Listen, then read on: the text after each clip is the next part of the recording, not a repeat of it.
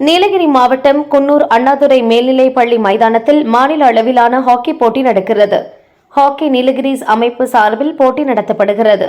மறைந்த பத்திரிகையாளர் சுந்தர் மற்றும் அவரின் மனைவி ஷியாமலா ஆகியோர் நினைவாக நடத்தப்படும் இந்த போட்டி இன்று துவங்கியது.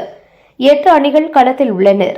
ஹாக்கி யூனிட் ஆஃப் தமிழ்நாடு அமைப்பு மாநில செயலாளர் செந்தில் ராஜ்குமார் போட்டியை துவக்கி வைத்தார். சீனியர் ஹாக்கி வீரர்கள் சந்திரன், ஸ்டாலின் மேத்யூ, சர்வதேச ஹாக்கி வீரர் நடராஜன், கவுன்சிலர் மன்சூர் முன்னிலை வகித்தனர். அதைத் தொடர்ந்து நடந்த கோவில்பட்டி டு சென்னை அணி போட்டியை முன்னாள் நகர்மன்ற தலைவர் சரவணகுமார் துவக்கி வைத்தார். பின்னர் நடந்த போட்டியில் தமிழ்நாடு காவல்துறை அணியினர் கோவை 11 அணியை 4-0 என்ற கோல் கணக்கில் வென்றது.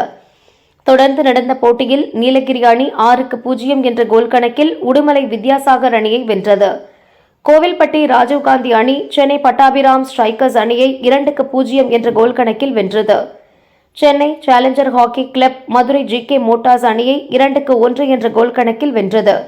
17ஆம் தேதி இறுதிப் போட்டி நடைபெறும்.